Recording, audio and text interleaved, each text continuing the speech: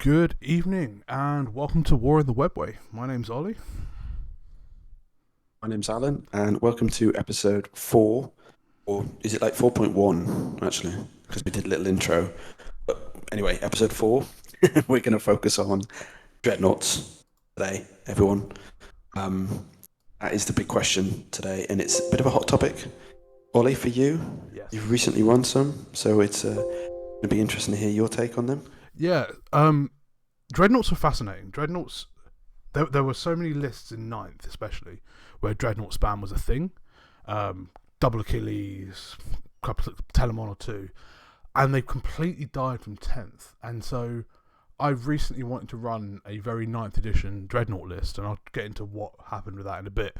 But I'm surprised we don't see dreadnoughts at all anymore. Like, they've completely gone from the meta, all of them.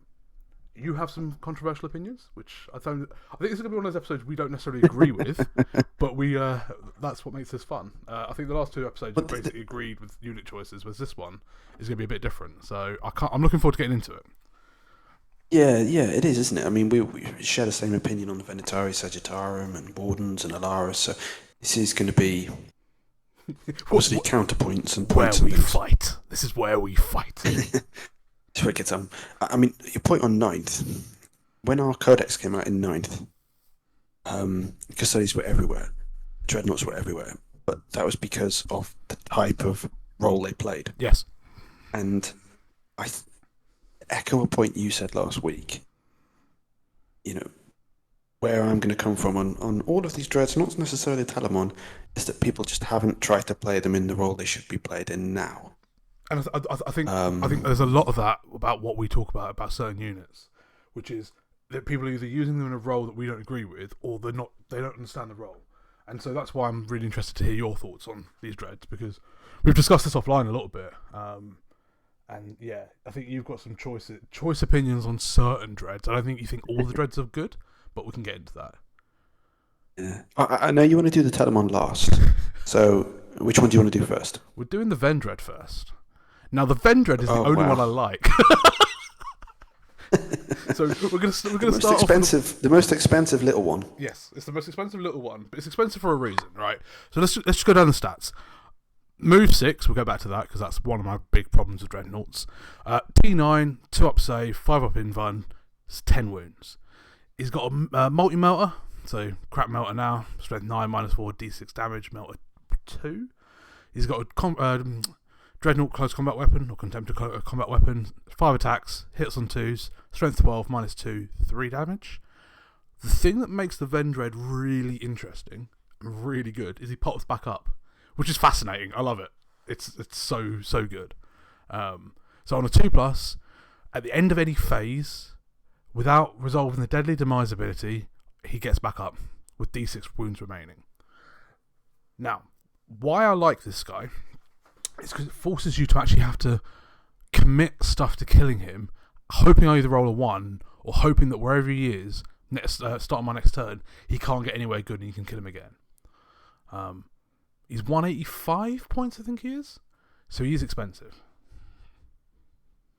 Yeah, I mean, if you think about it, for 15 points more, you get 4 Guardians.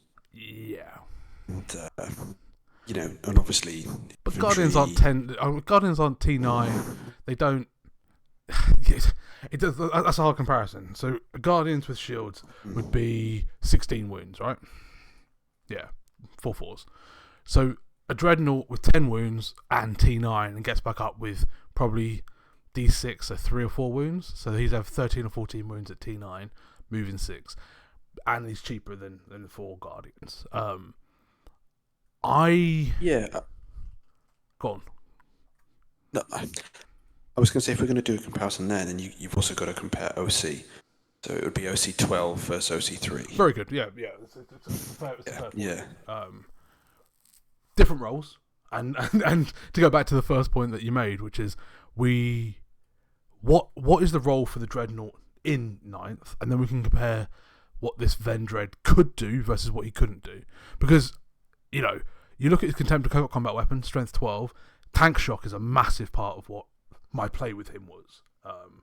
Get him where I want to go, strength 12 is higher than most toughnesses, which means you're rolling 14 tank shock mortal wounds every time.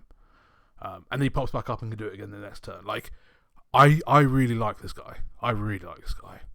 Now, problems with him, and then I'll let you speak for a bit. But problems with him, his movement's absolutely shocking. A 6-inch movement is just the worst. I don't understand why a Redemptor moves 9 or 10, I think it is, and a Contemptor, Venerable Contemptor Dreadnought moves 6. Because he's a vehicle, can't go through walls, he can't like He-Man through like Chaos Knights or anything else like that. So terrain becomes a massive blocker for him. Can't advance and charge, obviously. He's a lot of points. No -1 damage as well. That's really important. So he's quite easy to kill, but I quite like him. Yeah. I mean, he's got a little cheeky role, in my opinion. I think that the way I used to use them in 9th is I'd deploy them kind of like hidden, out of line of sight, even if my opponent got first turn and could move up. And then if I got first turn, I'd move them the 9 inches they could go, and then I'd advance them, always turn 1, because the shooting was just, not that good. Unless you had an Achillus. Yeah. So I would advance them to try and get behind other cover. Then they would start to be involved. Now, because you're only moving 6, the advance roll, even if you get a good, decent advance roll, the chances are you're not going to be able to get behind that cover, which is a big issue. And as they've lost a lot of their defensive buffs, they don't have the -1.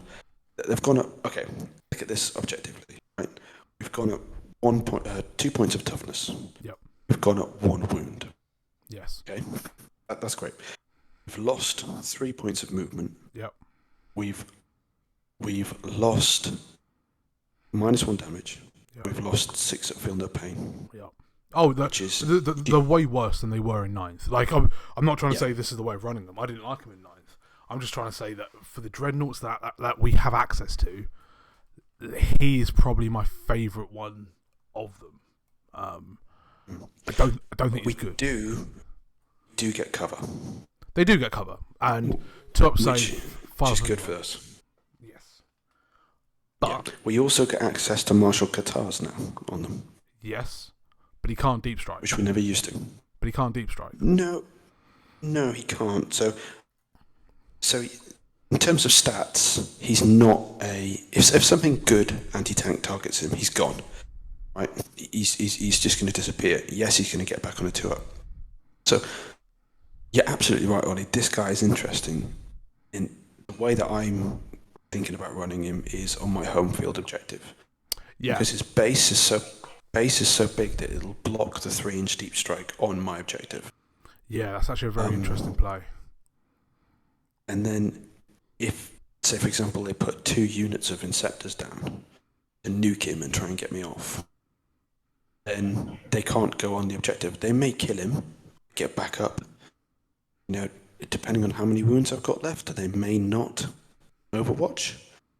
And then I can kill them back. It's the same, if a 20-man blob of Gene Stealer cults pop up 3 inches away, I'm not going to be able to deal with that with this guy. No. Whereas I might with 4 guard, which is why I use the guard comparison. But would you run the Carey's pattern assault cannon? Because with access to dev wounds, 6 shots, if he's on your home field objective, you don't need the melter, which is short range. So you get a 6-inch more with the Carey's assault pattern. If Inceptors drop down, you might be able to pick one up with shooting, strength 7 -1/1. It's not a bad profile. And then you can charge in and do the rest with tank shock and whatever. Still use the melter, to be honest. Really? I'd use the melter because I'd go melter into 1 squad, try and kill 1, if not 2, if I get lucky. Then I'd do tank shock to finish off the rest of the squad, and then I'd do my combat into the 2nd squad. So it's interesting. So when I used this guy the other week, and I did use this guy, Dreadnoughts as a whole, and this is, sorry, spoiler alert, but they don't allow me to play into killing hordes, whereas I think having an assault pattern Vendread. They like if you do the what's the spirit? What's the damn things that the Eldar have? Where they move after when they come down. Oh, specters. Is it spirit specters or whatever? Oh yeah. So specters, yeah. They come down. You won't Overwatch. They then move on in combat with 5 attacks, hitting on 2s, wounding on 2s through an invuln. You don't actually kill them. You do if you could do tank shock and stuff. If you put the Carrie's pattern assault cannon, then something with 1 wound doesn't really challenge your home objective the same kind of way.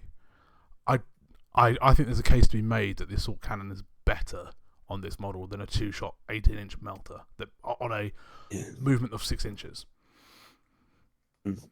Because melters suck. But I think there's better options on the dreadnoughts, the other dreadnoughts, for anti-infantry. Much better options. But if we're talking about how you're going to play this guy, sitting on your home field objective, then he will be unsupported. He's there to buy you time, right? He's there to buy you time. So he's not there to kill. Okay. He's there to make sure that if they drop, they can't get it that turn. Interesting. If they kill him, he's going to come back. But he's there to buy you another turn so you can get something else back. Because if you leave, say for example, Draxus with a 4-man guard squad there, and so they drop down, points. 275 points, and they drop down with something that's got, for example, we used Inceptors. Let's use those again. Yeah. They invest 2 squads of Inceptors overcharging. Maybe if they wanted to, they've got some out of line of sight as well. Chances are they're going to do some serious damage. Yes.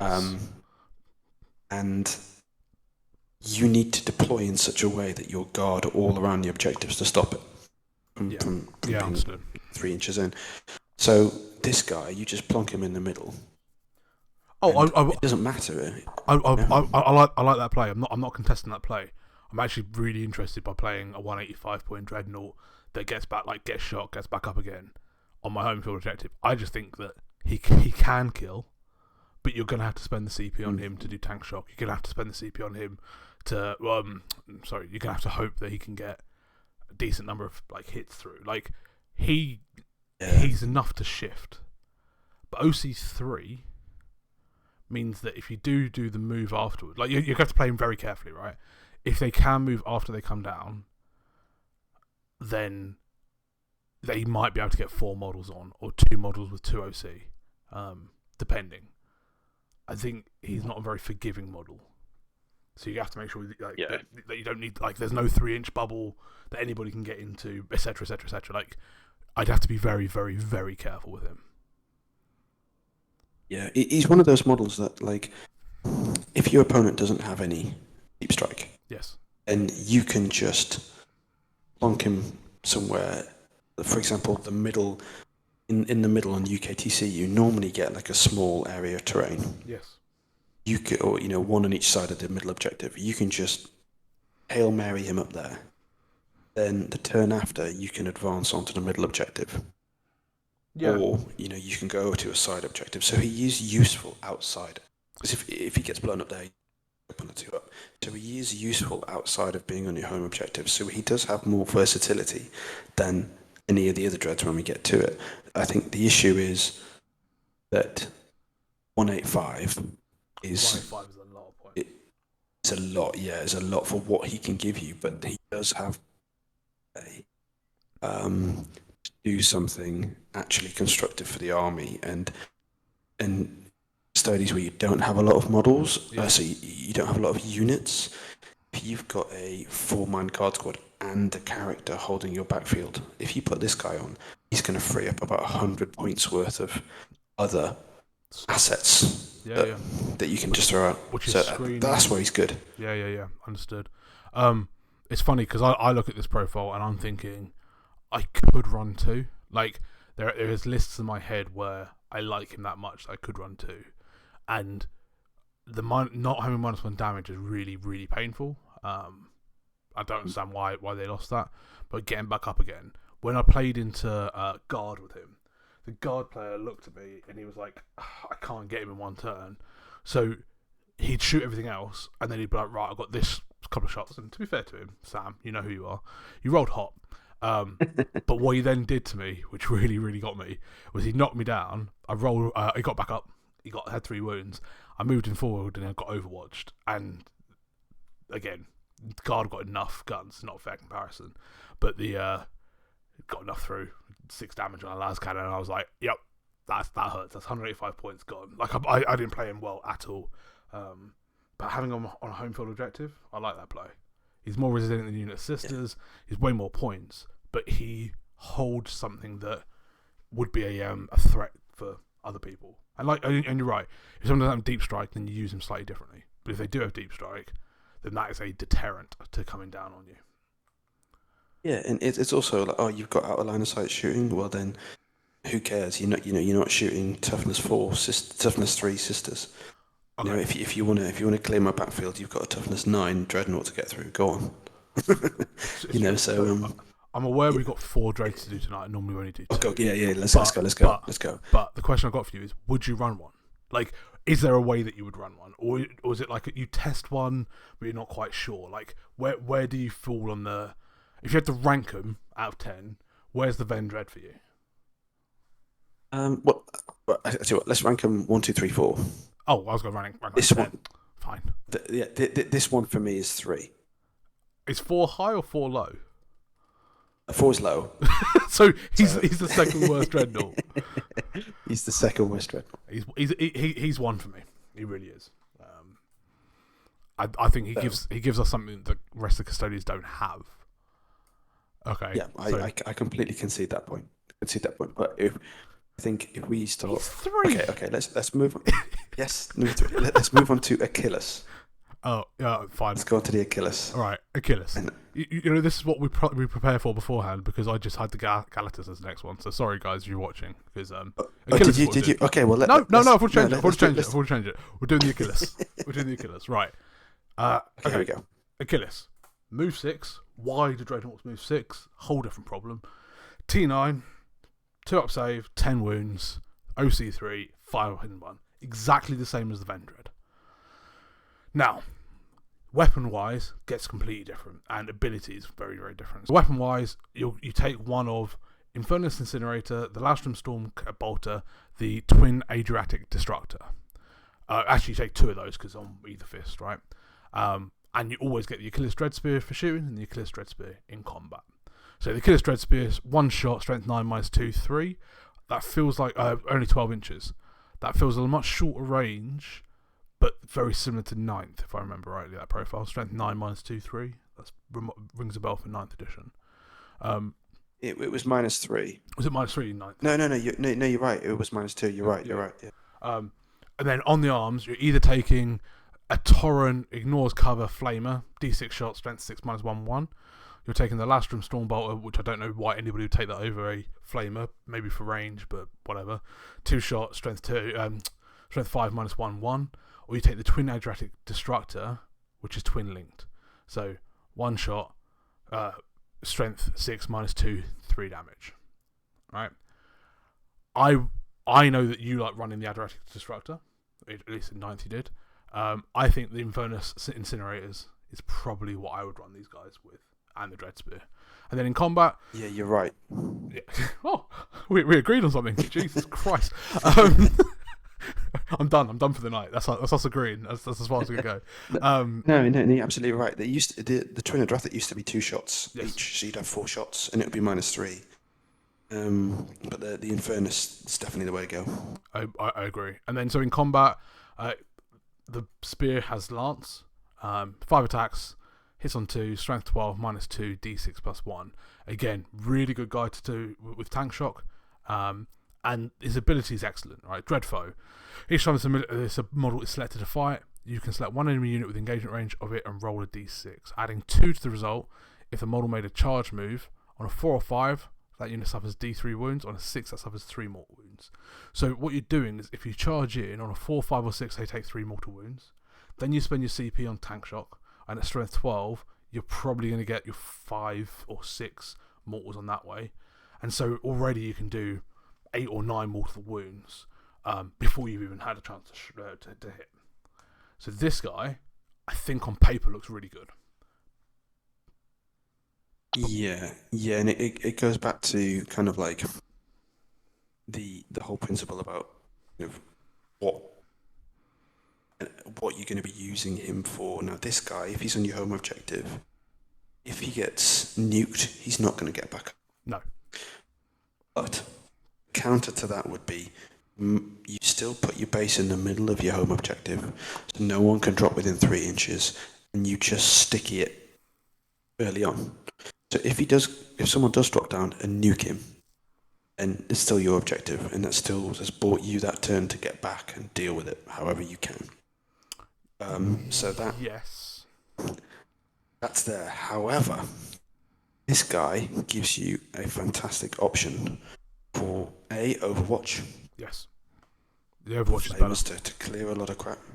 Overwatch is much better. You've got to be careful if you do it into GSC, because if you Overwatch, then after you've Overwatched, they can then bring certain number back.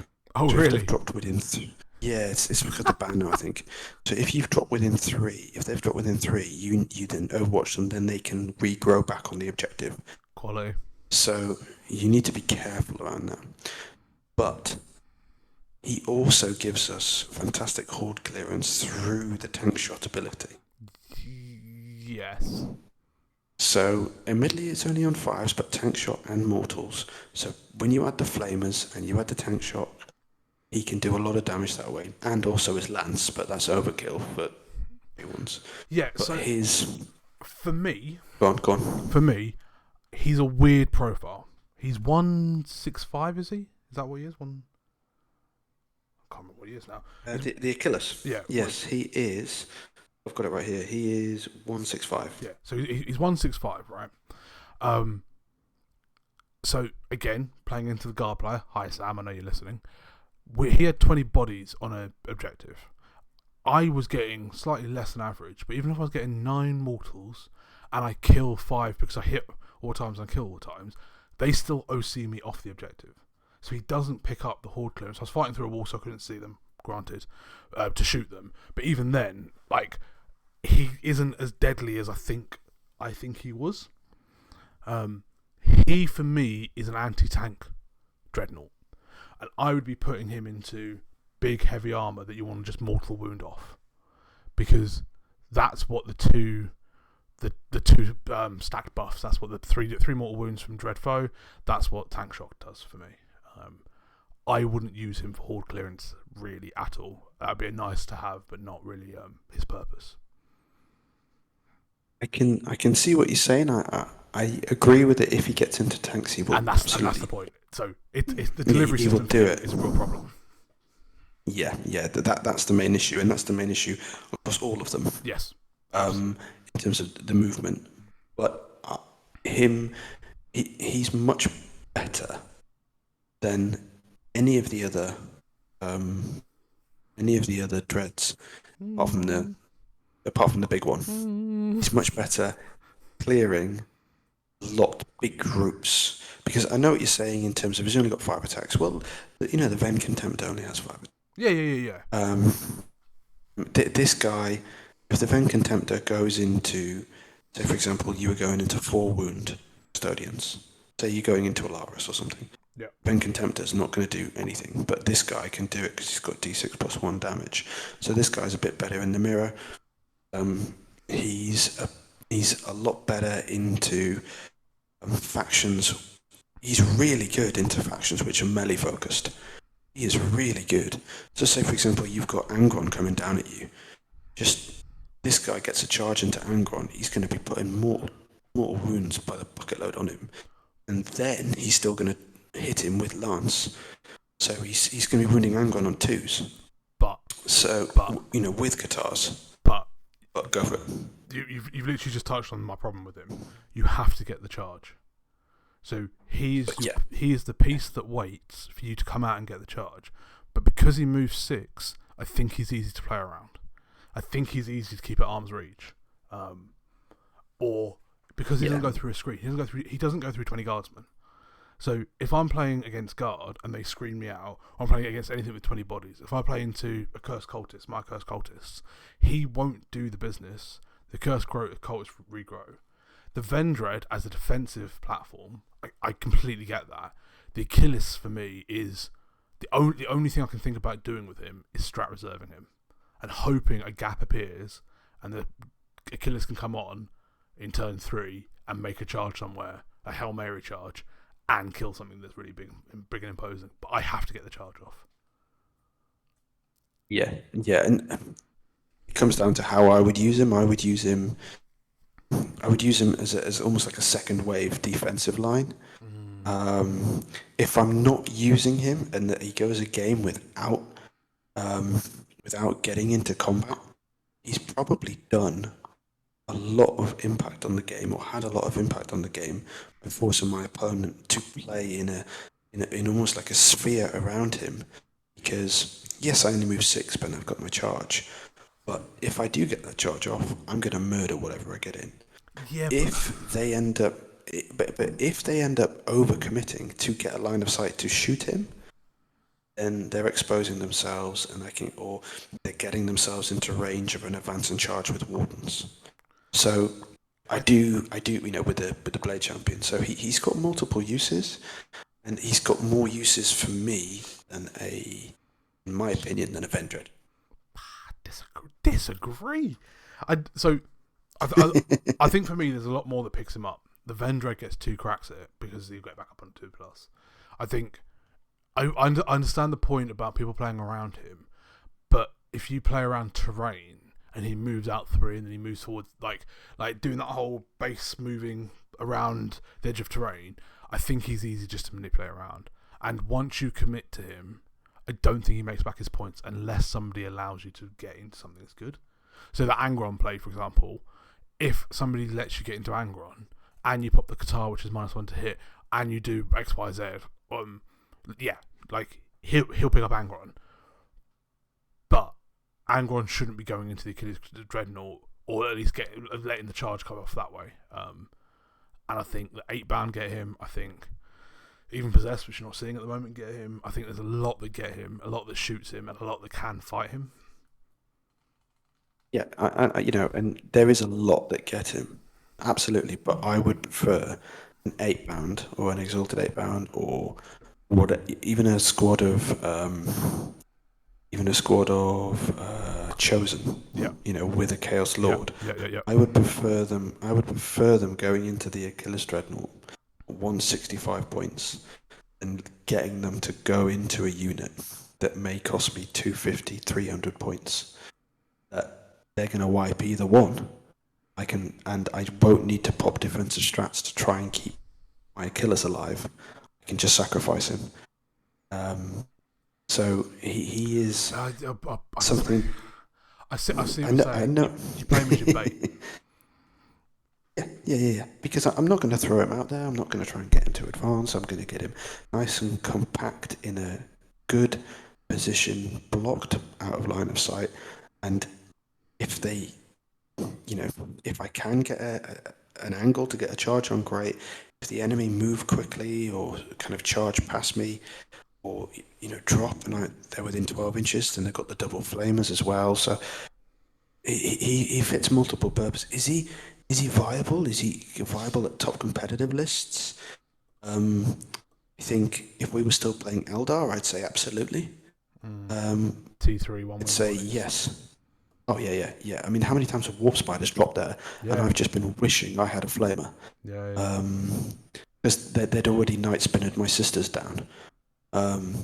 So this guy is great, but into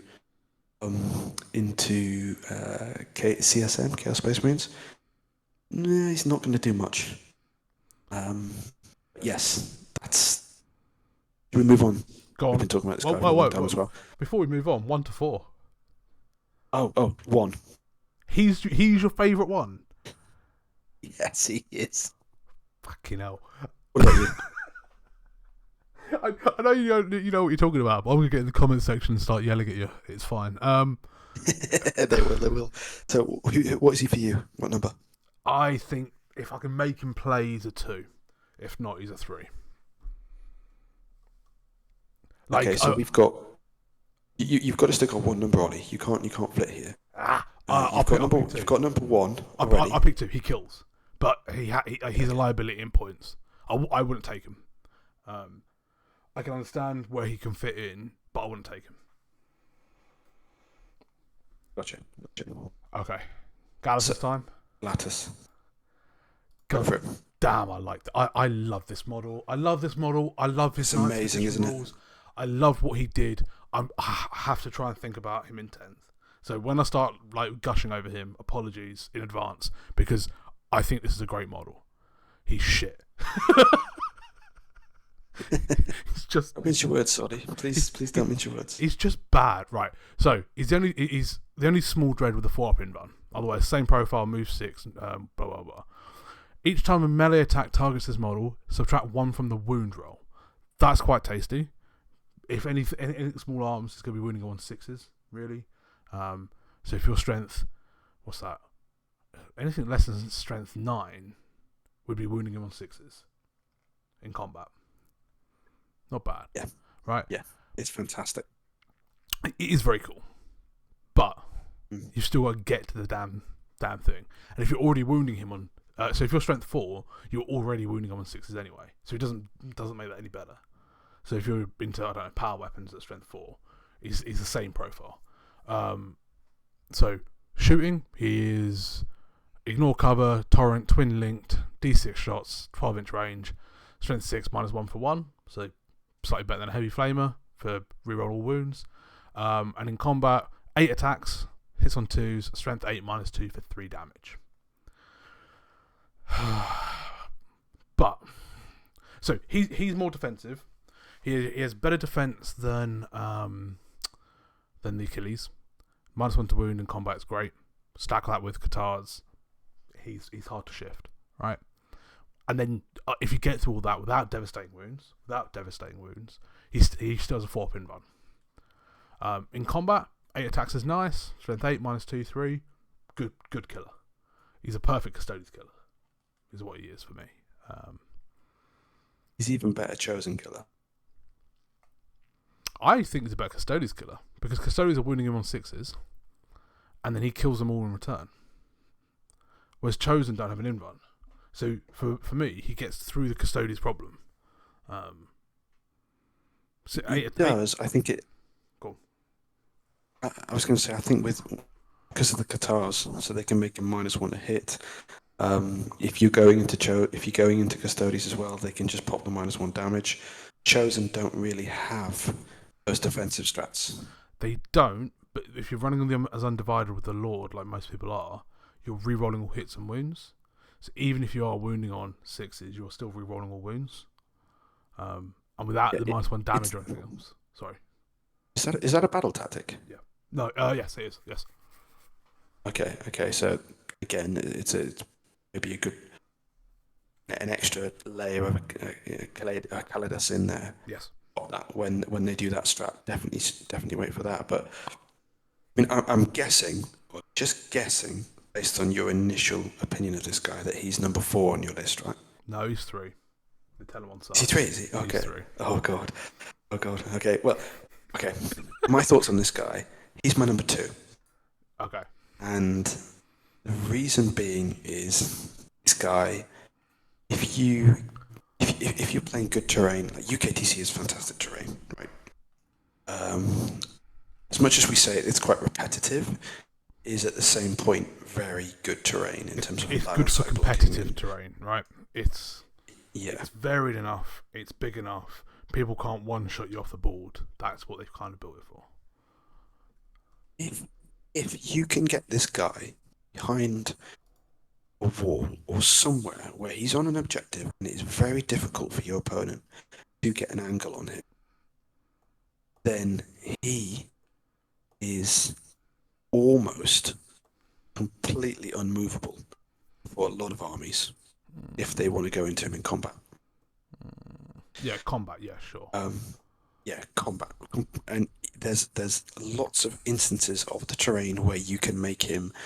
So if for example, if you're into, I know we spoke about world eaters, and you got the chosen amount of rhinos charging. You've got, say, Repentia, for example.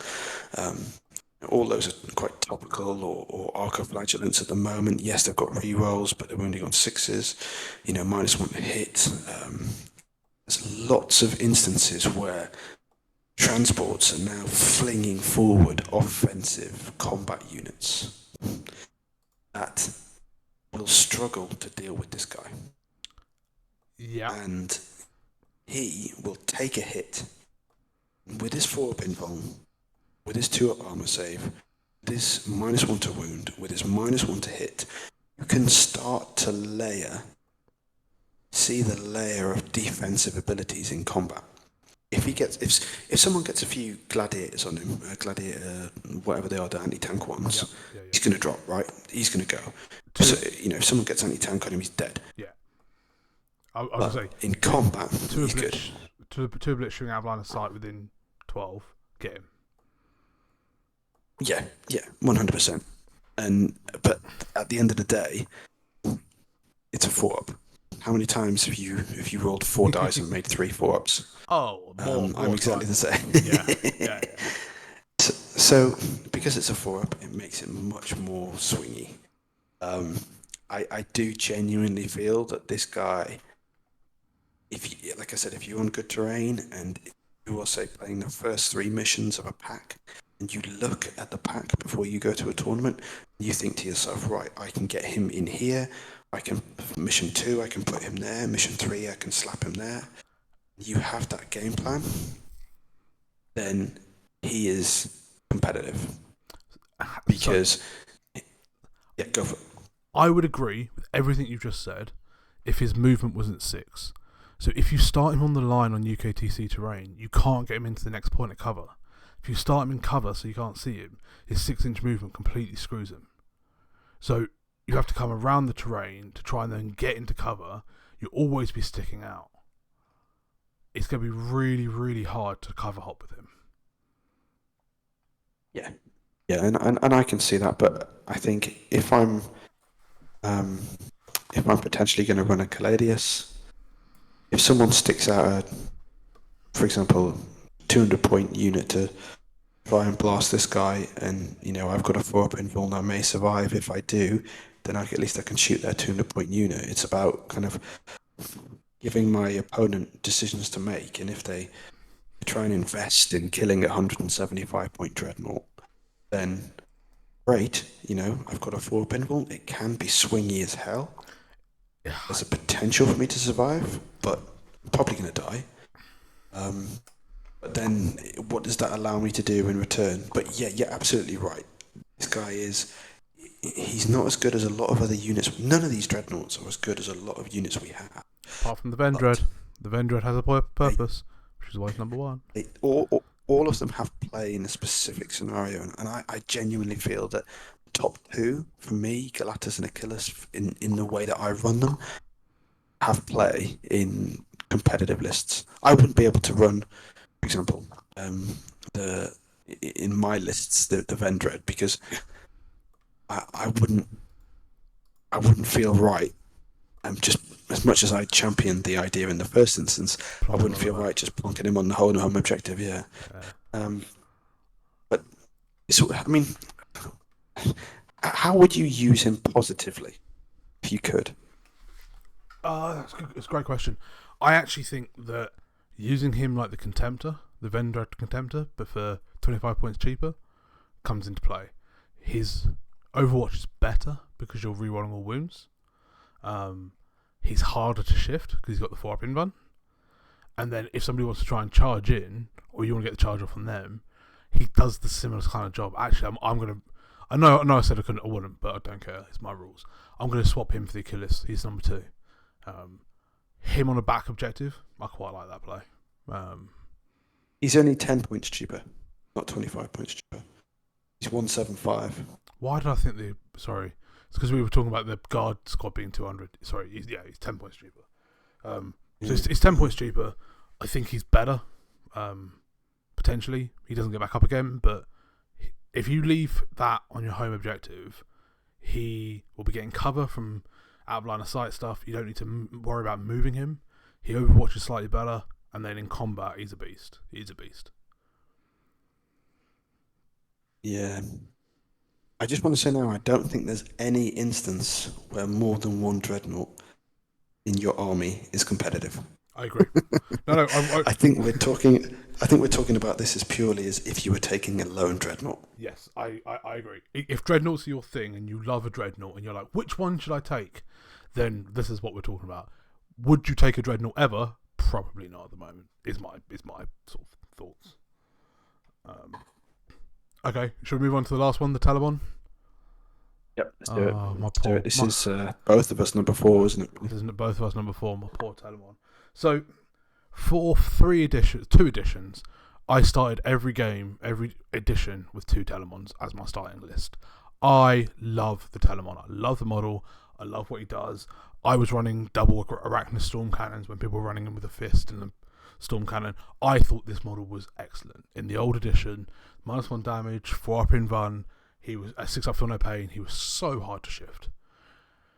Let's read them. Moves 8, T10.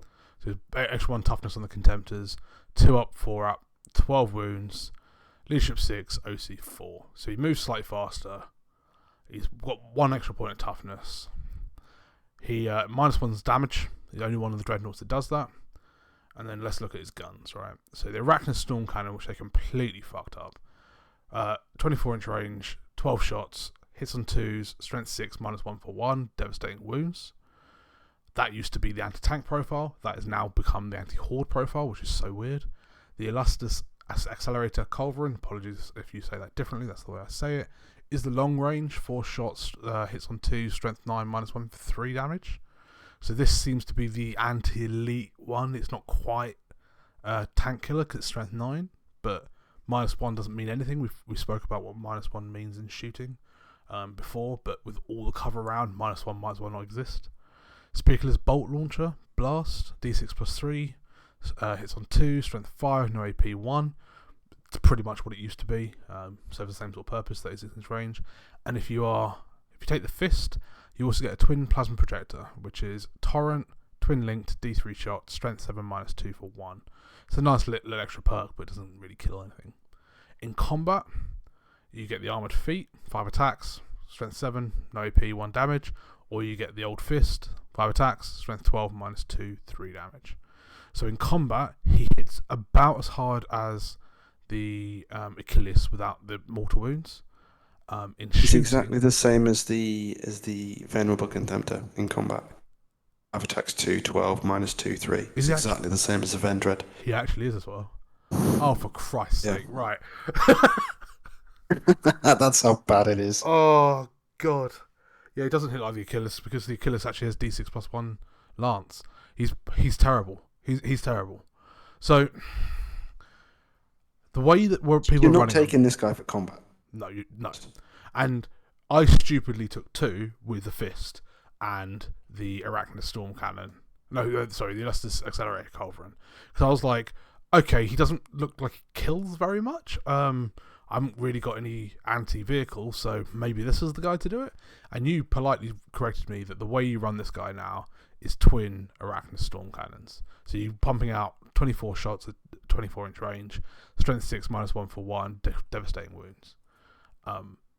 It's a terrible profile. It's a terrible profile. On average, you do three mortals per guy for 235 so points. This guy, if we are in a horde meta, or if you're in a horde meta, is 1,000 bugs, or conscripts come back, or cultists come, or I don't know, whatever. This guy potentially, because his strength 6, right? Yeah, strength 6, -1 for 1. Yeah, this guy is potentially okay with the number of shots because he's double Arachnus Storm Cannon's 24 shots, and then he's still got the Spiculus 6 plus 3 blast. But it's 24-inch range. It's rubbish. It's rubbish. I mean, the only thing that is remotely decent about this guy, well, there's 2 things really. One is the -1 from the damage, but people who are shooting you with strength 2 or 3. I mean, it's the same way that people get around the Redemptors. Yes. Right. Yes. It's. I mean, this guy's got a 4-pin vulnerable save, but since when are you getting Redemptors to a minus to a 5-up save anyway? Because they're always going to have cover, and in the Ironstorm ability, don't they have to +1 save or something? Yeah, something like that. Yeah. And then they've also got Armor of Contemptor, right? So it's almost the same thing. So the second reasonable thing about this guy is the points 235. 235 isn't bad. It's not bad. It's 40, 50 points. I think it's 50 points. Yeah, 50 points more expensive than a Ven Dread. Yes. But the Ven Dread is better in every way. 100%. And yeah, he's also the only dreadnought that degrades. Yeah, I didn't even see that. Yeah, but yeah, he's the only dreadnought that degrades. He's terrible. He's terrible. He's got a 32-inch threat range if you take him with double rank storm cannon. I will say that in the games that I played with him, or I ran two, people picked up one, but they couldn't pick up the second one. But also, he doesn't kill anything. He doesn't hold... OC4 is quite nice. I'm not going to lie, it's quite nice.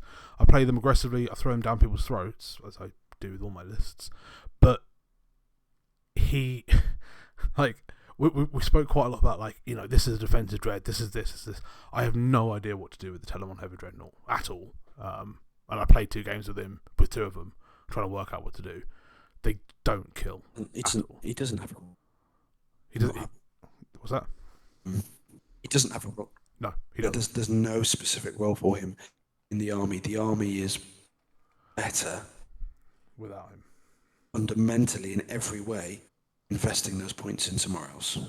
And it's a shame. It's such a shame. I put my 2 back on my shelf, and they probably won't come off for a little while today. And that's quite sad. But I would much rather run a Galatus. Moves faster, better anti-tank, much better anti-tank. You're not throwing them away. Yeah, I just... it makes me so sad because I love this guy.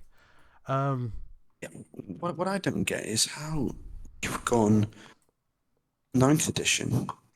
Most things have kind of stayed the same in terms of the role that they were doing, right? There hasn't very much been dramatic changes. For example, the Twin Plasma Projector, the Spiculus, it was very much the same. Yeah. The Iliastus Culverin is turned into the anti-elite, which is fine.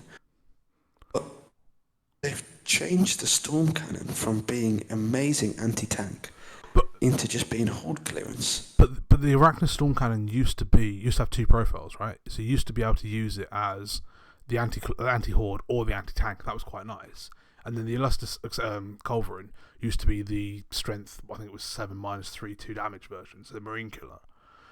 But what they've done is they've just gone, no, make it simple, just get rid of the good part of the Storm Cannon. And it's like, okay. Yeah.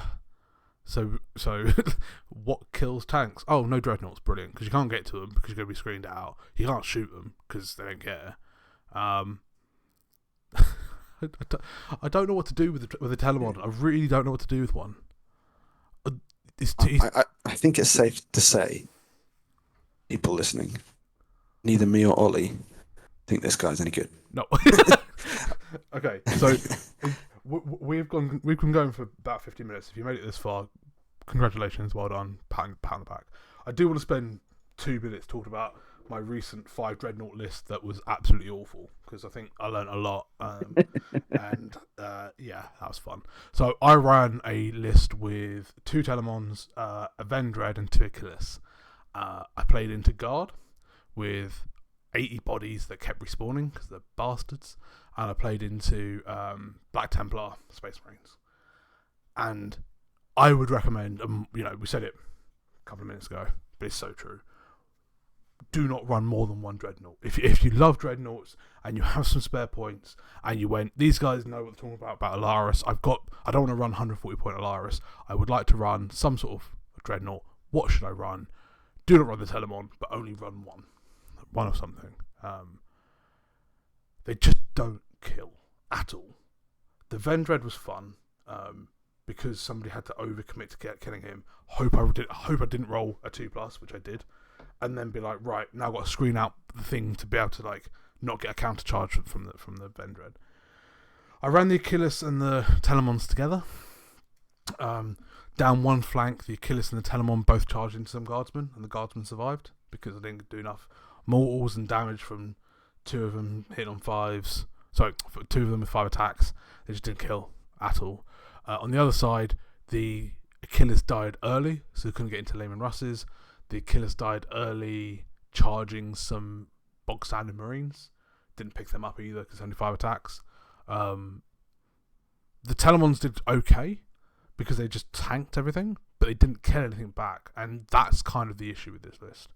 I ran it for fun. I wasn't running it seriously. I wanted to see what a 9th edition list would do in 10th, and I can happily say I won't be running it again. And it makes me sad because Dreadnoughts are some of Custodes' most fun parts of it. I love the models. I love the Forge World side. A lot of Forge World is Dreadnoughts for us. But yeah, Contemptors just don't have a place in my lists. I wouldn't run one at all. I'd run more Wardens. I'd run more characters. I'd run more chaff. I just don't think you need the points at 165, at 175, at 185, or 235. Yeah, that's kind of my summary, my final thoughts. You got any final thoughts? No, not really, mate. I just think it's such a shame. It's kind of a sad episode, this, because it's like we both love Dreadnoughts, and you got so much play out of a single Achilles going off and doing like great things in 8th and 9th, but there's just no spot for them. There's not, and it is. I firmly believe that there is for one. Whether or not I would, take it to a super major or something is another matter. Yeah, but like, what would you be dropping in your? And again, this isn't the purpose for lists and stuff, but where have you got spare points to fit 175 in? Let's say you want to put a Galatus in. What could you drop? I'd drop my second guard squad. Is that what it would be? Yeah, I'd drop my second guard squad, and then I'd probably drop a second guard squad, drop one of my 1 squads down to 4 and a character. Got it. And then that would give me enough to get the Dreadnought and then invest in some other kind of chaff. Got it. Interesting. Well, that's for a different day, I guess. List ideas and creations and what we're trying to get lists to do. But yeah, for today, I think it ends on a kind of slightly down note of we wish these guys were better. No, but like I do. Having used them, and I was like, right, let's try and use this in a different way. Let's try and do this. What could 3 different types of Dreadnoughts do? Nothing. And I was like, huh. And you could just see my opponent's faces of being like, why are you doing this? I was like, just want to see what happens. Oh, but okay, yeah, okay. They charge into Sword Brethren squad of 10 with a character. They kill 2 and they die in return. I was like, yep, that's about right. No -1 damage. Yeah. Guitars even at the -1 to hit, but Oath of Moment from the Space Marines just can focus them down. Like, again, I ran 5. It's a stupid list. Don't run 5. But I couldn't find their purpose into commonish armies. Guard are crap, but I couldn't play into Guard. I had no play with Dreadnoughts. I think they are okay in a balanced list, and I think that they will. There is a spot for them, and there is a route for them in a balanced list in a competitive environment. But are there better options for us? Yes, there are. Are there more effective options for us in terms of into more armies that we may face in the tournament? Yes, but if you want to run them, then smaller Dreadnoughts. We think there's some play. Yes, we've mentioned it tonight, but the Telemon, unfortunately, we think that he's a shocker. And he used to be so good. Right, yeah, fine. I'm just reiterating the same point now. I think I've labelled the point enough. I wanted to leave him as last because I thought that I'd bring it down if we put him in as like first and be like, no, everyone else is shit. The Telemon's broken. I don't like him anymore. So yeah, fine.